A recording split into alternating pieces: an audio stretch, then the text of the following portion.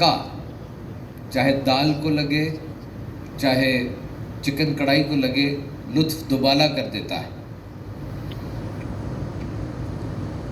It's a catalyst which amplifies each and every skill, and that thing is focus, توجہ.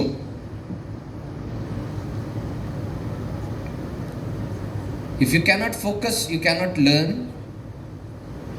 and if you will not learn, you will never progress.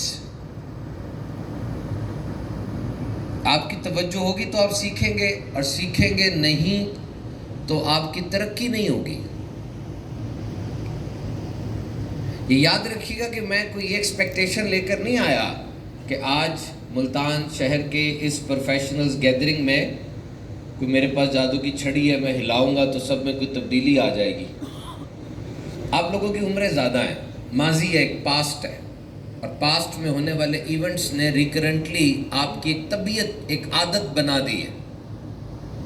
مستقبل کے کئی خواب بھی ہیں، تو ایک دم بدلنا یہ بڑا مشکل کام ہے. بچوں میں ہو جاتا ہے، بڑی عمر کے لوگوں میں بہت مشکل ہے. So first thing which we need to do today is to focus. آپ توجہ رکھیے گا اپنی، بس یہ بڑا ضروری ہے. توجہ دماغ کی باس ہوتی ہے، اور بعض جگہوں پہ یہ توجہ اہم ترین ہے. ڈاکٹر صاحب بیٹھے ہیں، ایک سرجن لیپراٹمی کر کے بیٹھا ہے. لیپراٹمی کہتے ہیں سرجن پیٹ کو چیرا لگاتا ہے کوئی میڈیکل پروسیجر کرنے کے لیے. پیٹ کو چیرا لگانے کے بعد اس کی توجہ نہیں ہے مریض پہ، مار دے گا. ایک انجینئر ہے، وہ 6 7ویں منزل کے اوپر کوئی بڑی مشین لے کر کھڑا ہے، توجہ نہیں ہے، خود بھی گرے گا، بلڈنگ کو بھی گرائے گا. تو آپ جو ہیں اور جو بننا چاہتے ہیں دونوں میں جو فرق ہے نا، یہ توجہ کا ہے. ہماری حالت یہ ہے کہ ہم 80% سوچتے ہیں اور 20% عمل کرتے ہیں. اس کو الٹا کرتے ہیں اگر کامیابی چاہتے ہیں. 20% سوچیں، 80% عمل کریں. توجہ کی بات میں کر رہا تھا. آپ ایک کام کرتے ہیں اور مکمل توجہ کے ساتھ کرتے ہیں. جیسے میں بیان کر رہا ہوں، صرف بیان کر رہا ہوں تو میری 100% توجہ اس کے اوپر ہے. اگر میں بیان بھی کروں، کھانا بھی کھاؤں، اخبار بھی پڑھوں اور موبائل فون بھی سنوں، اب میں کتنے کام کر رہا ہوں؟ 4. اور ہر کام پہ کتنی توجہ ہوگی؟ 25%. رزلٹ بھی ویسا آئے گا.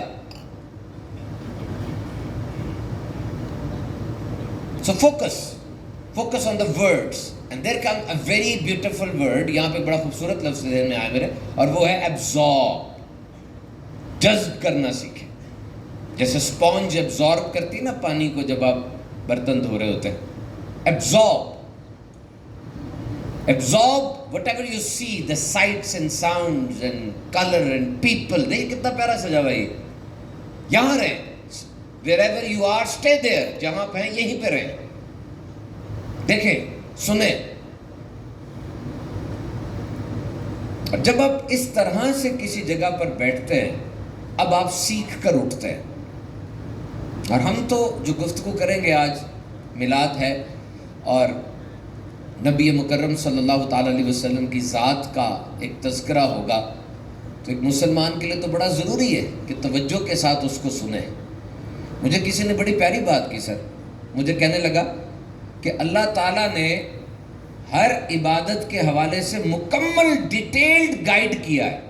حج پہ آپ جاتے ہیں، کیا کام کریں گے تو آپ کو پینلٹی ہوگی، سزا ملے گی، اس کا کوئی جرمانہ اور وہ بدل ہوتا ہے اور ساتھ دم دیا جاتا ہے، سارا پتہ. طواف کس کا کرنا ہے، کس ٹائم کرنا ہے، وقوف عرفہ کا کب ہوگا، سب پتہ ہے. نماز کے بارے میں each and everything is available. مکروہ کیا ہے، مکروہ تنزیہی کیا ہے، کیا کریں گے تو سجدہ صاحب واجب ہوتا ہے. اسی طرح روزہ اور ساری عبادات کا ٹوٹل بتایا گیا ہے. اور یہ ساری عبادات کا بتانے کے بعد رب تعالیٰ نے فرمایا، دیکھو اگر تم نے اس ہستی کی آواز سے اپنی آواز بلند کی، ساری نیکیاں اٹھا کے تمہارے منہ پہ مار دی جائیں گی. اور مجھے دکھا دیں کس جگہ ادب کا طریقہ اور تعظیم کا طریقہ لکھا ہوا ہے. میں کھڑا ہوں یہاں, بتائیں مجھے قرآن مجید میں, حدیث کی کسی کتاب میں الیبوریٹلی لکھا ہے ادب اور تعظیم ہے کیا؟ What is the definition of respect if it comes to holy prophet صلی اللہ تعالیٰ علیہ وسلم؟ ہے بہت ضروری کہ دیکھو تم نے اگر ان کی آواز سے اوپر آواز کی, سارے اعمال اٹھا کے تمہارے منہ پہ مار دیے جائیں گے. لیکن ہوتی کیا ہے تعظیم؟ 548 ہجری کے اندر مدینہ کے گورنر تھے قاسم بن منہا حسینی, بڑے نیک آدمی تھے. اچانک اس دور میں حجرے کے اندر سے کسی چیز کے گرنے کی آواز آئی, ٹھا. اب حجرے کے اندر جا کے دیکھا جائے کیا گرا ہے. ساری سلطنت میں دیکھا تو حضرت عمر نسائی رحمۃ اللہ تعالیٰ علیہ ایک بزرگ تھے جو صوفیاء کے بھی استاد تھے. ان کے بارے میں طے ہوا کہ ان کو اندر بھیجتے ہیں. ان سے جب ریکویسٹ کی گئی وہ کہتے میں تو نہیں اندر جا رہا, وجہ مجھے کثرت پیشاب کا اور ہوا خارج ہونے کی بیماری ہے, میں اس حال میں اندر نہیں جا سکتا. اب ان سے کہا جی جائیں گے تو آپ ہی, یو آر ایلیجیبل. انہوں نے کہا مجھے 2-3 دن دے, اور 3 دن تک انہوں نے کھانا پینا بالکل چھوڑ دیا کہ یہ معاملہ نہ ہو. اور تیسرے دن ان کو روشن دان سے باندھ کر نیچے اتارا گیا حجرہ مبارکہ میں. وہ کیا دیکھتے ہیں کہ اوپر سے مٹی گری ہے, آواز آئی تھی, مٹی سمیٹی اور داڑھی سے پورے حجرے کی صفائی کی. مجھے بتاؤ داڑھی سے صفائی کرنا یہ تعظیم ہے؟ کہاں لکھا ہے یہ؟ حضرت ابو ہریرہ رضی اللہ تعالیٰ عنہ, آپ سے سب سے زیادہ حدیث مروی ہے. آپ اپنی کمان کو جب ہاتھ لگاتے وضو کر لیتے. کسی نے پوچھا آپ کی کمان جس مستری نے بنائی ہم اس کو بھی جانتے ہیں, اتنا کوئی نیک آدمی تو تھا نہیں, آپ وضو کیوں کرتے ہیں؟ فرمایا اس کمان کی شکل اس کمان سے ملتی ہے جو میں نے نبی پاک صلی اللہ علیہ وسلم کے ہاتھ میں دیکھی تھی. بتائیے تعظیم کا یہ کون سا رویہ ہے؟ جب میرے آقا وضو فرماتے ایک ایک قطرہ جب جسم اقدس کو چوم کر نیچے آتا, صحابہ اس کو حاصل کرنے کے لیے یوں جد و جہد کرتے, لگتا لڑائی ہو جائے گی کہ قطرہ میرے پاس آئے گا میرے پاس آئے گا. یہ تعظیم ہے. کہیں لکھا ہے کیسے تعظیم کرنی ہے؟ امام مالک کے در پہ کوئی دروازہ کھٹکھٹاتا ہے, مسئلہ پوچھنا ہے, بتا دیا کیا بات ہے, کوئی بات کرنی ہے کر لی. لیکن جو حدیث پوچھنے آتا تھا امامہ سجاتے تھے, نئے کپڑے تخت بچھاتے تھے, اور اب بیٹھ کر کہتے تھے اب سنو مجھ سے کس کی بات سن رہے ہو. تو یہ تعظیم ہے. So remember my dear friends, this definition of respect is different in different cultures, different in different eras. ہر دور میں تعظیم کی تعریف کچھ اور رہی ہے. شریعت سے نہ ٹکرائے, تعظیم بڑی ہے. اور عام طور پہ جس وقت کوئی غیر مسلم گستاخی کرتا ہے ہمارا خون کھولنے لگتا ہے, احتجاج کرتے ہیں, بڑا کچھ ہوتا ہے.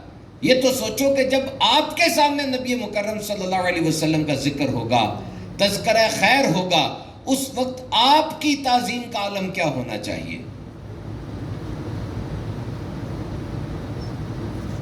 کتنا رشتہ مضبوط ہے ہمارا آقا صلی اللہ علیہ وسلم سے. Just think for a moment, کب آخری بار پڑھا تھا آپ نے حضور کے بارے میں؟ اور اگر یہ سوچے آج رات نبی پاک صلی اللہ علیہ وسلم آپ کی دکان میں, آپ کے کلینک میں, آپ کے انجینئرنگ فرم میں, آپ کے گھر میں آ جاتے ہیں, تو کیا جو کچھ ہو رہا ہے آپ ان کو بتا سکیں گے فخریہ کہ جی میں آپ کا امتی یہ حرکتیں کر رہا ہوں؟ آج ایک کرکٹر کا نام میں لوں, سارا ریکارڈ آپ بتا دیں گے اس کے. ایک ایکٹر کا نام لوں, سارے سال میں جتنی فلمیں ریلیز ہوئی آپ ازبر بتا دیں گے. نبی پاک صلی اللہ علیہ وسلم کا تعارف آپ سے مانگو, بتائیے مجھے وہ جن کے آپ امتی ہیں, جنہوں نے میزان عمل پر, پل صراط پر جام کوثر پلا پلا کر آپ کو سیراب کرنا ہے, ان کا تعارف دے مجھے. Give me the introduction of Holy Prophet صلی اللہ تعالیٰ علیہ وسلم. Are you in a position to give me the introduction? تو ایسی محفلیں, ایسے اجتماعات بلا شبہ بڑی رحمت ہے ہمارے لیے. کچھ نہ کچھ ہمیں سیکھنے کو ملتا ہے. So knowledge is not pushed, knowledge is pulled. اہم بات سنیے گا, علم میں آپ کے دماغ میں گھسا نہیں سکتا, پل نہیں کر سکتا. آپ اپنے دماغ سے اس کو پش کریں گے, کھینچیں گے تو نالج آئے گا. اور سیکھنے کے لیے تیار ہو جائیں. استاد کہیں نہ کہیں سے نمودار ہو جائے گا, اب تیار تو ہوں. اور یہ تو ذکر ایسا ہے کہ انسان جتنا ذکر سنتا چلا جاتا ہے اس کو لطف آتا ہے. کسی نے کتنی پیاری بات کی کہ یہ وہ ہستی ہیں کہ جو ان کے بارے میں جتنا زیادہ جان لیتا ہے اسے ان سے اتنی زیادہ محبت ہو جاتی ہے. اور یاد رکھنا, انداز اور ادائیں اتنی پیاری ہیں کہ ایک کام کو کرنے کے مختلف طریقے ہوتے ہیں. There are several ways to do a task. بہت سے طریقے ایک پروجیکٹ کو اویل کرنے کے, اس کو پورا کرنے کے. اور سارے انداز, سارے طریقوں کو اگر بغور دیکھا جائے گا, کوئی غیر مسلم بھی آپ سے آ کر پوچھے کہ دیکھو میں نے یہ کام کرنا ہے, اس کام کو کرنے کے بہت سے طریقے ہیں, مجھے ایک طریقہ بتاؤ جو سب سے بہترین ہے. آپ آنکھیں بند کر کے نبی پاک صلی اللہ علیہ وسلم کے طریقے کو دیکھنا, انہوں نے وہ کام کس طریقے سے کیا, وہی طریقہ بہترین ہوگا. ہمارے دل میں یہ تڑپ ہونی چاہیے. 7.5 ارب لوگ دنیا میں بستے ہیں اور یہ سب کھانا کھاتے ہیں زندہ رہنے کے لیے. کیا آپ نے کبھی یہ سوچا کہ میرے آقا صلی اللہ علیہ وسلم کھانا کس طرح تناول فرماتے تھے؟ سب پانی پیتے زندہ رہنے کے لیے. کیا ابھی سوچا کہ حضور صلی اللہ علیہ وسلم پانی کس طرح نوش فرماتے تھے؟ Go and search the favorite foods of Holy Prophet صلی اللہ تعالی علیہ وسلم. نبی پاک کے پسندیدہ کھانوں کو سرچ کرو اور اب جدید سائنس کی روشنی میں دیکھو کہ ان کھانوں کے بارے میں سائنس کیا کہہ رہی ہے. تقریباً جتنی حضور کی مرغوب غذائیں ہمیں سنت میں ملتی ہیں, میرے کلپ سنساروں پر ہے تقریباً. اور میں حیران رہ جاتا ہوں 4 دن کی تحقیق کے بعد کہ جس کھانے کو, جس پھل کو, جس سبزی کو میرے حضور نے نوازا, آج سائنس اس کے بارے میں کیسے بلند و بالا دعوے کر رہی ہے. 63 سال کا عرصہ ہے, the most iconic period in this universe. بہترین 63 سال, اور کیا شاندار کمال اس 63 سال میں میرے آقا نے بپا کر کے دکھایا. سب سے پہلے دیکھیے, میرے آقا علیہ السلام کی ولادت ہوئی, 6 سال کی عمر میں آنکھوں کے سامنے ماں کا وصال ہو گیا. نہ ماں ہے نہ باپ ہے. اور معاشرہ کیسا تھا, لڑائی جھگڑا, دنگا فساد, فتنہ. اور اس معاشرے میں 18 سال کی عمر میں میرے حضور کو صادق اور امین کا لقب دیا جا رہا ہے. دیکھو, ہمیں سلطنت چلانے کا وہ بتائے جس نے خود سلطنت چلائی ہے, ہمیں معاف کرنے کا وہ سکھائے جس کو موقع ملا اور اس نے خود معاف کیا ہے, ہمیں جنگیں لڑنے کا وہ بتائے جو خود میدان جنگ میں جا کر کار فرما رہا ہے. ایک تھیری ہے نا کہ باپ نے تو سخت گرمی میں سائیکل کے پیچھے سامان تجارت رکھ کے تجارت کی تھی, سخت سردی کے تھپیڑے سہتا تھا, اور آج پوتا یا بیٹا ٹھنڈے کمروں میں بیٹھ کے گرمیاں گزارتا ہے یا موٹے شیشوں کے پیچھے بیٹھ کے سردیاں دیکھتا ہے. اسی لیے ہارورڈ کی ریسرچ ہے بزنس اسکول کی کہ جو مرسی کاروبار ہوتے ہیں, دادے سے پوتے کی طرف آتا ہے نا جب, 67% کیسز میں کاروبار تباہ ہو جاتا ہے. ہمیں وہ بات بتائے جس نے خود پریکٹیکل اس پر عمل کیا ہے, کیونکہ بڑی سے بڑی تعلیم, اچھے سے اچھا فلسفہ, بہترین تربیت فیل ہو جائے گی اگر کوئی شخصی نمونہ پیچھے نہیں ہے, کوئی پریکٹیکل اگزامپل نہیں ہے. بڑے آئے, بڑا کچھ لائے, چلے گئے, سب کچھ قبر میں ساتھ لے گئے. کیوں؟ پریکٹیکل نمونہ نہیں تھا. اور آؤ ذرا میرے آقا صلی اللہ علیہ وسلم کی ذات کی طرف دیکھو. حضور کے وصال کے وقت 10 لاکھ مربع میل مسلمانوں کی سلطنت میں داخل ہو چکا تھا. مجھے بتاؤ 10 لاکھ مربع میل پر سیاست نہیں چاہیے ہوتی, انجینئرنگ نہیں چاہیے ہوتی, میڈیکل سائنس نہیں چاہیے ہوتی؟ کون سے قوانین تھے جو میرے آقا نے وہاں پر لاگو کیے؟ اور جہاں جہاں مسلمان گئے وہی قوانین لاگو ہوتے چلے گئے. اسپین کے لوگ ہاتھ اٹھا کے دعائیں کرتے تھے کہ یہ جو لوگ ہم پہ حاکم بنے ہیں طارق بن زیاد کے بعد, یہی ہم پہ حاکم رہے. اتنا ان کا سلوک ہے. صلیبی جنگوں کے اندر جس پہ جنگ ہو رہی ہوتی تھی اور ادھر والے جو دشمن تھے ان کا کوئی سپاہی زخمی ہو جاتا تھا, وہ اپنے اسپتال میں نہیں جاتے تھے, وہ مسلمانوں کے لشکر میں گھس جاتے تھے. کسی نے کہا کیا ہوا, یہ تو دشمن ہے. کہا نہیں, یہ دشمن تو ہے, ان کے نبی نے کہا ہے کہ زخمی پر تلوار نہیں اٹھانی, یہ مر جائیں گے, اپنے نبی کے خلاف نہیں چلیں گے. یہ سلطنت تھی اور آج بھی وہ سلطنت قائم ہے. دنیا پوری کے اندر آپ جہاں بھی بستے ہیں, آپ کی آئیڈینٹی ہے, آپ اسی سلطنت کے فرد ہیں جو آپ کے نبی نے آپ کو دی تھی. ثابت کروں, ہم سب ایک ہی عمارت یعنی خانہ کعبہ کی طرف منہ کر کے خاص کلمات روز دن میں کروڑوں اربوں دفعہ پڑھتے ہیں. یہ ایک سلطنت نہیں ہے. آپ افریقہ میں چلے جائیں, آپ جا رہے ہیں, آپ کو نہیں پتا سامنے سے آنے والا کس مذہب کا کس نسل کا بندہ ہے, کیونکہ سارے نیگروز ہیں, پتہ نہیں چل رہا. وہ بندہ آپ کے پاس سے گزرتا ہے اور آ کر آپ سے کہتا ہے السلام علیکم ورحمۃ اللہ وبرکاتہ, فوراً آپ پہچان جاتے ہیں کہ میرا مسلمان بھائی ہے. ایسا ویزا اور ایسا پاسپورٹ ہے کہ یہ رہتی قیامت تک مسلمانوں کا ایک درہ امتیاز رہے گا. وہ سلطنت آج بھی قائم ہے. اور اگر آپ جنگوں کی بات کرتے ہیں, how our holy prophet sallallahu alaihi wasallam has dealt with the friction and wars and battle, نیا سٹائل تھا. سب سے پہلے تو سن لیں, حضور نے اگر تلوار بھی اٹھائی تو تلوار اٹھانا بھی رحمت ہے, کیونکہ جتنی بھی جنگیں ہوئی ان میں پلڑا دیکھ لیں کس کا بھاری تھا, کون آگے تھا, کس کی نفری زیادہ تھی. بدر میں ہم کتنے تھے اور دشمن کتنا تھا, 1000. ان کے جرنیل کے خیمے میں ساری رات جشن ہو رہا ہے کہ صبح اٹھ کر ایک ہی حملے میں پیس کے رکھ دیں گے ان کو. نہ ہتھیار ہے ان کے پاس, نہ کپڑے ہیں, نہ کھانے کے لیے کچھ ہے. اور جنگ موتا میں تو سیمیٹری کتنی اپوزٹ ہو جاتی ہے. کیسر کے 2,00,000 سپاہی ہیں اور مسلمانوں کے صرف 3,000 ہیں. پلڑا کہاں برابر رہا ہے, کہاں بھاری تھا, کہاں ہلکا تھا. اور ایک ایک جنگ میں میرے آقا صلی اللہ علیہ وسلم کی فراست دیکھیے. میرے حضور نے ایک دن فرمایا مدینے کا بارڈر سیل کر دو. نہیں پتا چل رہا کیوں سیل کر رہے ہیں, جنگ کی تیاری کرو, کوئی بھی مدینے سے مکے نہیں جائے گا. پتہ نہیں چل رہا ابھی تک کیوں یہ حکم دیے جا رہے ہیں. پھر فرمایا 10,000 کا لشکر تیار کرو اور مکے کی طرف جانا ہے. اب پتہ چلا کہ مکے کی طرف جا رہے ہیں. اس زمانے میں قانون تھا کہ جب اس طرح جنگی پیش رفت ہوتی 5 فوجی مل کر ایک چولہا جلایا کرتے تھے. آج میرے آقا نے فرمایا 5 نہیں, ہر فوجی الگ چولہا جلائے گا, تاکہ ایک دم وہ نفری کو دیکھ کر دشمن پہ دھاک بیٹھ جائے. اور جب وہ اتنے چولہے جلے, ابو سفیان نے حضرت عباس کو جوسلنگ کی اور کہا دیکھو تمہارا بھتیجا تو بڑے کرو فر کے ساتھ آ گیا ہے.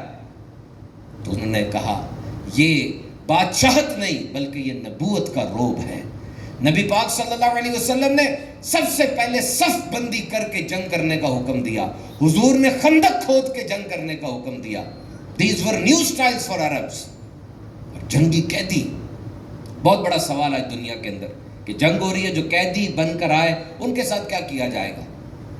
ایک جنگ کا حال میں نے پڑھا, جتنے قیدی آتے تھے ان کو ایک کمرے میں بند کیا جاتا اور ان کے اوپر کاربن مونو آکسائڈ گیس چھوڑ دی جاتی. مر جاتے, کرین میں اٹھا کے ان کو بڑی سی قبر میں ڈال دیا جاتا تھا. ایک جگہ پر پڑا, بٹھا کر اس جنگی قیدی کے پیچھے تیر رکھا جاتا. اس کو جب نیند آتی تیر اس کی گردن میں گھس جاتا, سارے تالیاں بجاتے اور خوش ہوتے. اس کو رکھنے کے لیے تیار نہیں تھے. کیوں؟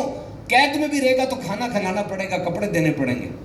راؤ دیکھو نبی مکرم صلی اللہ علیہ وسلم کی ذات پر جنگی قیدیوں کے ساتھ حضور نے کیا سلوک روا رکھا. آج مکہ فتح ہو گیا ہے, سارے سامنے کھڑے ہیں. مجھے بتاؤ, آپ نے بھی کتابیں پڑھی ہیں, جتنے مجرم آج سامنے کھڑے تھے ان کے جرائم کی فہرست کیا تھی, کتنے گھناؤنے کرائمز کیے انہوں نے. ان میں وہ بھی تھا جس نے شہزادی زینب کو حمل کی حالت میں دیکھا, نیزہ مارا, وہ اونٹ سے گری, بلیڈنگ سٹارٹ ہو گئی اور مدینے پہنچتے سے پہلے آپ کا انتقال ہو گیا. نبی پاک اتنا روئے کہ ان کی داڑھی آنسوں سے تر ہو گئی. وہ بھی کھڑا ہے. ان میں وہ بھی تھا جو گیا اونٹ کی گندی اوجڑی اٹھا کر سجدے میں گرے ہوئے امام الانبیاء ان کے اوپر رکھ دیتا ہے اور سب خوش ہوتے ہیں. اور کوئی جا کر فاطمہ سے کہتا ہے سیدہ بابا جان کے سر پہ گندی اوجڑی پڑی ہے, اور سیدہ کائنات فاطمہ آ کر ننھے ننھے ہاتھوں سے اوجڑی ہٹاتی ہوں گی. سوچو کیسا منظر ہوگا. وہ بھی کھڑا ہے. وہ جس نے گالیاں نکالی حضور کو, وہ جس نے راہ پہ کھڑے ہو کر پھپتیاں کسی, پتھر مارے, وہ جس نے شمع نبوت کے پروانوں یعنی حضرت بلال کو, حضرت خباب کو, ایسے ایسے جلیل القدر صحابہ کے اوپر ایسی مصیبتیں, ایسی تکلیفیں توڑی کہ آج بتاتے ہوئے انسان کی آنکھوں میں آنسو آ جاتے ہیں. سب کھڑے ہیں. بتاؤ ان کے ساتھ کیا ہونا چاہیے. آفتاب و مہتاب کی دوربین نگاہوں سے پوچھو, تم نے بڑے فاتح دیکھے ہیں, آج کیا فیصلہ ہونا چاہیے. میرے آقا پوچھتے ہیں کیا ایکسپیکٹیشن ہے تمہاری, بتاؤ. وہ کہتے ہیں اب کرم والے بھائی اور کرم والے بھائی کے بیٹے. حضور فرماتے جاؤ تم سب کو آزاد کر دیا جاتا ہے.